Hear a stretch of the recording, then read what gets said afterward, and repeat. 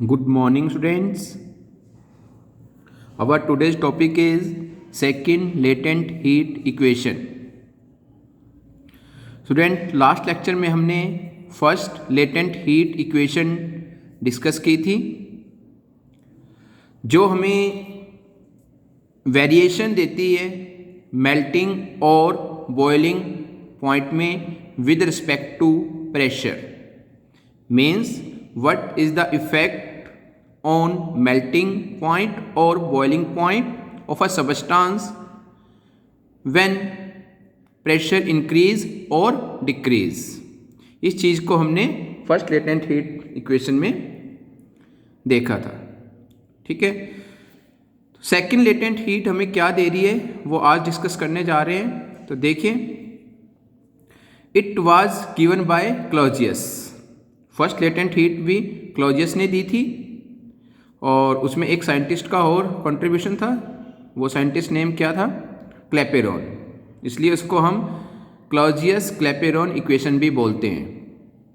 ठीक है, so this equation was given by Clausius and gives the variation of latent heat of a substance with temperature. ये हमें क्या देगी बच्चों? Variation of latent heat. किसके रिस्पेक्ट में? टेम्परेचर के रिस्पेक्ट में. मीन्स टेम्परेचर वेरी करने से लेटेंट हीट के ऊपर क्या इफेक्ट पड़ेगा, ये हमें सेकंड लेटेंट हीट बताएगी. Also it gives us relationship between the specific heat of liquid with its vapour with specific heat of vapours with its liquid. मतलब हमें ये एक रिलेशन और बताएगी किस किस के बीच में? स्पेसिफिक हीट के बीच में. स्पेसिफिक हीट कौन सी? Specific heat of a liquid with its vapour. Liquid की स्पेसिफिक हीट होगी किसके रिस्पेक्ट में? वेपर के रिस्पेक्ट में. Let it is C1. दूसरी स्पेसिफिक हीट क्या होगी? Specific heat of vapours with its liquid. Let it is C2. तो इन दोनों स्पेसिफिक हीट्स के बीच में भी हमें ये रिलेशन बताएगी. ओके, तो सबसे पहले इसमें आपको दो चीज़ें अच्छे से क्लियर होनी चाहिए बच्चों. वो है लेटेंट हीट, कि लेटेंट हीट होती क्या है. सो लेटेंट हीट मैंने लास्ट लेक्चर में वैसे डिस्कस की हुई है, फिर भी मैं दोबारा बता देता हूँ.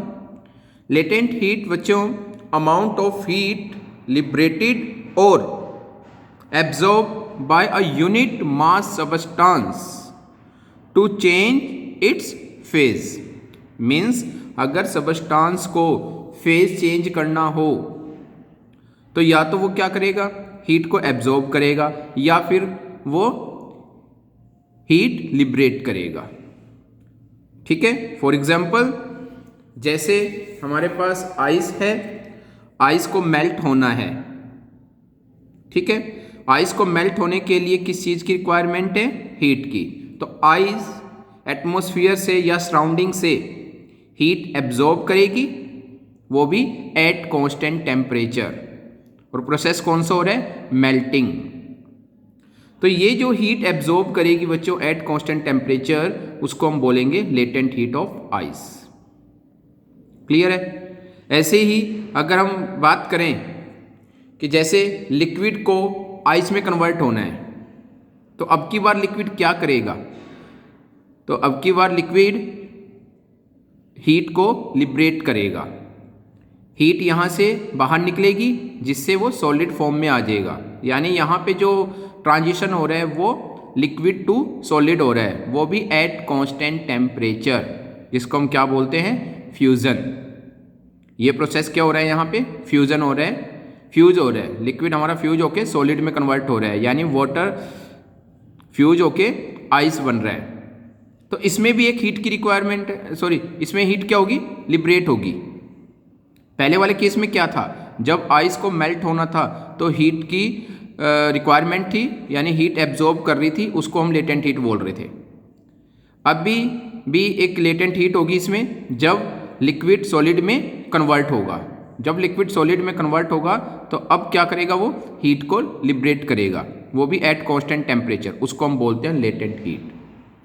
तो लेटेंट हीट देखिए एब्जॉर्ब भी हो सकती है और लिबरेट भी हो सकती है. ठीक है, और ये कब लगती है? जब कोई सबस्टेंस स्टेट को चेंज करता है या फेज को चेंज करता है, तब हम लेटेंट हीट का कंसेप्ट लगाते हैं। ठीक है, वहाँ पे लेटेंट हीट होती है। तो ये चीज़ क्लियर होनी चाहिए आपको। दूसरी इसमें हीट आ रही है हमारे पास स्पेसिफिक हीट। अब स्पेसिफिक हीट क्या होती है? स्पेसिफिक हीट बेटा काम करती है टेम्परेचर राइज करने का। तो it is the amount of heat required, ये कह सकते हो, और the amount of heat required to raise the unit mass substance through 1 degree Celsius temperature. I repeat, the amount of heat required to raise the temperature of unit mass substance through 1 degree Celsius. यानी आपके पास 1 unit mass है, ठीक है, 1 unit मतलब जैसे 1 kg कोई भी substance है आपके पास, उसका आपको टेम्परेचर 1 डिग्री राइज करना है। ठीक है, तो हीट की रिक्वायरमेंट है, उस हीट की रिक्वायरमेंट को हम बोलते हैं स्पेसिफिक हीट। ठीक है, तो ये स्पेसिफिक हीट देखो लिक्विड की होगी किसके रिस्पेक्ट में? वेपर के रिस्पेक्ट में। दूसरी हम ले रहे हैं वेपर की हो सकती है किसके रिस्पेक्ट में? लिक्विड के रिस्पेक्ट में। सॉलिड की हो सकती है लिक्विड के रिस्पेक्ट में, लिक्विड की हो सकती है सॉलिड के रिस्पेक्ट में। बस आपको ये ध्यान रखना है कि इसमें क्या होता है, टेम्परेचर राइज होता है या फॉल होता है, मतलब टेम्परेचर का कंसेप्ट है इसमें। तो लेटेंट हीट में टेम्परेचर कांस्टेंट रहता है, उसमें टेम्परेचर राइज या फिर फॉल नहीं करता।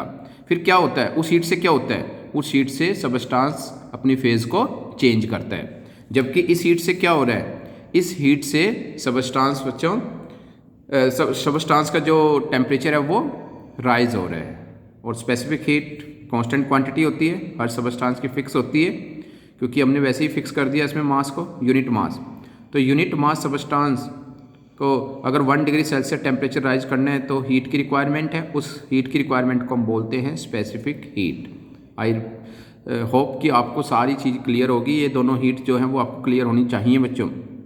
लेटेंट हीट अच्छे से क्लियर होनी चाहिए, स्पेसिफिक हीट। तो स्पेसिफिक हीट की वजह से टेम्परेचर राइज या फॉल करता है, लेटेंट हीट की वजह से कोई सबस्टांस फेज को चेंज करता है, यानी स्टेट को चेंज करता है। ठीक है, तो इनके बीच में हमें रिलेशन बताना है इसमें। तो चलिए स्टार्ट करते हैं। Let us consider unit mass of a substance taken round the cycle GCBFGC। हमने फर्स्ट लेटेंट हीट इक्वेशन में बच्चों ऐसा एक डायग्राम पढ़ा था, आपको याद होगा, ये डायग्राम पढ़ा था हमने। इसको क्या बोला था हमने? आइसोथर्मल, क्योंकि ये ड्रॉ की गई है, ये ABCD ये एक आइसोथर्मल है क्योंकि ये ड्रॉ की गई है एट कांस्टेंट टेम्परेचर। दूसरी जो है EFGH ये भी एक आइसोथर्मल है, ये भी ड्रॉ की जा रही है एट कांस्टेंट टेम्परेचर T-DT। ठीक है, इससे थोड़ा कम टेम्परेचर है, टेम्परेचर फॉल हो गया कितना? DT। तो वही चीज़ है जो फर्स्ट लेटेंट हीट इक्वेशन में हमने डायग्राम यूज किया था, वही डायग्राम मैं यहाँ यूज कर रहा हूँ। Okay, so let us consider unit mass of substance taken round the cycle GCBFGC। GCBFGC ये वाला, ये साइकिल ले ली मैंने एक ऐसे। ठीक है, सबसे पहले स्टार्ट करते हैं G से। तो from G to C, G से C स्टार्ट करते हैं। आपको भी दिख रहा है टेम्परेचर राइज कर रहा है बेटा। T-DT से कहाँ जा रहा है टेम्परेचर? T पे। इट मीन्स कितना टेम्परेचर राइज किया। इसमें अगर मैं प्लस DT ऐड करूँ, यानी प्लस DT करूँ मैं, यानी DT ऐड करूँ इसके अंदर, तो DT के साथ DT कैंसिल हो जाएगा, तो क्या बचेगा? T। इट मीन्स इसमें जब सबस्टांस G से C जाएगा तो टेम्परेचर राइज कर रहा है कितना? DT। तो कौन सी हीट लगेगी? तो आंसर है स्पेसिफिक हीट, क्योंकि टेम्परेचर राइज करने के लिए स्पेसिफिक हीट है हमारे पास। Okay, so from G to C heat absorb by the substance when its temperature increase from T-DT to T, यानी DT टेम्परेचर इंक्रीज कर दिया हमने। कितना टेम्परेचर इंक्रीज किया? DT। कहाँ से कहाँ जाने के लिए? G से C। तो DT यहाँ लगा दिया, और स्पेसिफिक हीट कितनी है इसकी? C1। तो C1 हमने स्पेसिफिक हीट ले रखी है किसकी? लिक्विड की विद रिस्पेक्ट टू वेपर्स। और ये हमने लास्ट लेक्चर में डिस्कस किया था बच्चों, आपको पता होना चाहिए। AB क्या है? Vapour states. BC क्या है?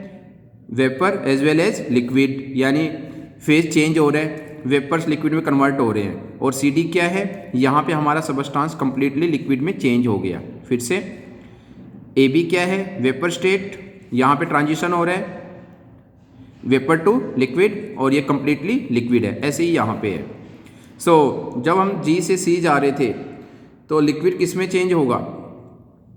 तो इसमें आपको दिख रहा है वेपर्स लिक्विड में चेंज हो रहे हैं। और अगर हम ऐसे चले, इस साइड से चले, यानी ऊपर से नीचे चले, तो लिक्विड वेपर्स में चेंज हो रहा है। जब टेम्परेचर राइज करना हो तो मैंने आपको बताया था स्पेसिफिक हीट लगेगी। तो कितना टेम्परेचर राइज किया हमने, dt। तो amount of heat absorb by the substance by the unit mass substance कितना होगा, C1 dt। ये एक इक्वेशन होगी हमारी। सेकंड, C से B चलते हैं हम। Along CB substance change phase from liquid to vapour. अगर हम ऐसे चलें तो सबस्टांस बच्चों फेज चेंज कर रहा है फ्रॉम लिक्विड टू वेपर, क्योंकि ये लिक्विड है, ये वेपर है। यहाँ पे फेज चेंज हो रहा है eight constant temperature. Phase change होने के लिए कौन सी हीट रिस्पॉन्सिबल है, तो आंसर है लेटेंट हीट। तो यहाँ पे ये लेटेंट हीट आ गई। यहाँ देखो, heat absorb is equal to L, where L latent heat of vaporisation.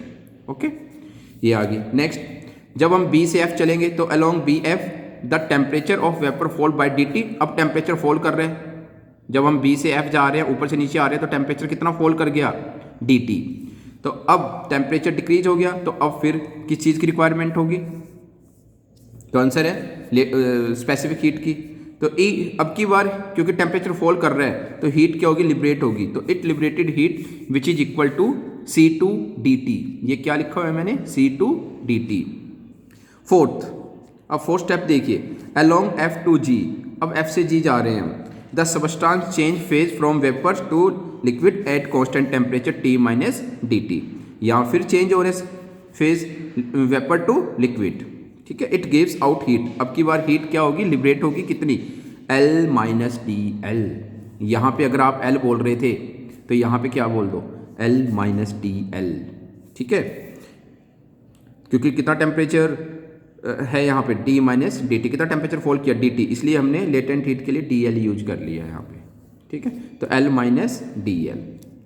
Now net amount of heat absorb during cycle. Net amount of heat कितनी एब्जॉर्ब की ड्यूरिंग साइकिल, तो C1 dt ये absorb की, LB absorb की, minus ये liberate की दो heat, कौन कौन सी, C2 dt और L माइनस DL। तो C1 dt plus L minus C2 dt minus L minus DL। ये C है बच्चों, C2 dt minus L minus DL। इसको सॉल्व करेंगे इक्वेशन को, तो कॉमन लेके हमारे पास ये आ जाएगी C1 minus C2 into dt plus DL। L के साथ L कैंसिल हो जाएगा, ठीक है, करके देखना तो आपको अपने आप आंसर मिल जाएगा। ये L के साथ ये L कैंसिल हो जाएगा। तो सॉल्व करके इक्वेशन हमें ये मिलेगी। Now this must be equal to amount of work done which is equal to area under CBFG। आपको पता है बच्चों, PV डायग्राम में जो एरिया होता है वो वर्क डन को रिप्रेजेंट करता है।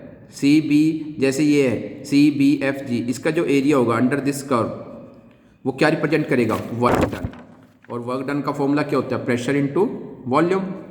चेंज इन प्रेशर DP है, DP प्रेशर चेंज हो रहा है आपके सामने है।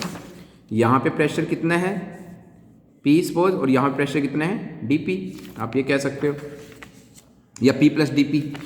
कितना चेंज हुआ प्रेशर, एक ले लो P, दूसरा ले लो P प्लस DP, तो कितना प्रेशर चेंज हुआ DP। तो pressure change DP during this cycle. ये जो हमने अभी साइकिल की है, 4 प्रोसेस बताए हैं मैंने आपको, उस साइकिल के दौरान कितना प्रेशर चेंज हुआ DP। वॉल्यूम कितना चेंज हो रहा है, V2 माइनस V1, ये दिख रहा है आपको, V2 माइनस V1, ये वॉल्यूम चेंज हुआ ड्यूरिंग दिस साइकिल। और प्रेशर कितना चेंज हुआ DP। Okay, next, from first latent heat equation. Okay, यहाँ पे आगे ना हम, तो this must be equal to amount of work done which is equal to the area under CBFG DP और ये volume. Okay, P into DV होता है ना हमारा वॉल्यूम, तो DP into V2 minus V1, क्योंकि इसमें प्रेशर भी चेंज हो रहा है और ये भी चेंज हो रहा है। दैट इज, मैंने अभी क्या लिखा है यहाँ पे कि ये जो इक्वेशन है किसके इक्वल है, amount of work done. Means इसको मैं इसके इक्वल पुट कर सकता हूँ, तो ये मैंने कर दिया C1 minus C2 dt plus DL equal to DP V2 minus V1। ये फर्स्ट इक्वेशन आ गई हमारी। From first latent heat equation, अगर हम फर्स्ट लेटेंट हीट इक्वेशन की बात करें तो हमारे पास फर्स्ट लेटेंट इक्वेशन क्या थी, dP upon dt equal to L upon T V2 minus V1। अब हम यहाँ से क्या निकालेंगे, dP V2 माइनस V1, ये निकाल लिया क्रॉस मल्टीप्लिकेशन करके, सोल्व करके ये आ गया हमारे पास। dP V2 माइनस V1 इसकी वैल्यू को यहाँ पुट कर दो फर्स्ट इक्वेशन में। तो फ्रॉम इक्वेशन फर्स्ट ये एज इट इज, ये सारा as it is C1 minus C2 into D T plus D L is equal to D P V2 minus V1 की जगह हमने ये चीज पुट कर दी L/T dt, ठीक है। और C1 minus C2 dt is equal to, ये निकालो, ये dl उधर माइनस हो जाएगा जाके, अब dt को भी इधर ले जाओ, dt/dt 1 हो जाएगा, dl/dt बचेगा। इसको बोलते हैं बच्चों सेकंड लेटेंट हीट इक्वेशन, जो हमें रिलेशन बता रही है C1 और C2 के बीच में, ठीक है। ये स्पेसिफिक हीट है लिक्विड की विद रिस्पेक्ट टू वेपर, और ये स्पेसिफिक हीट है वेपर की with respect to liquid. L क्या है, लेटेंट हीट हमारी, और dt क्या है, चेंज इन टेम्परेचर, dl क्या है, change in latent heat. Okay, तो ये है सेकंड लेटेंट हीट इक्वेशन। ठीक है, आज के लिए बच्चों इतना ही। बाकी नेक्स्ट लेक्चर में हम करेंगे ट्रिपल पॉइंट और फेज डायग्राम। Thank you.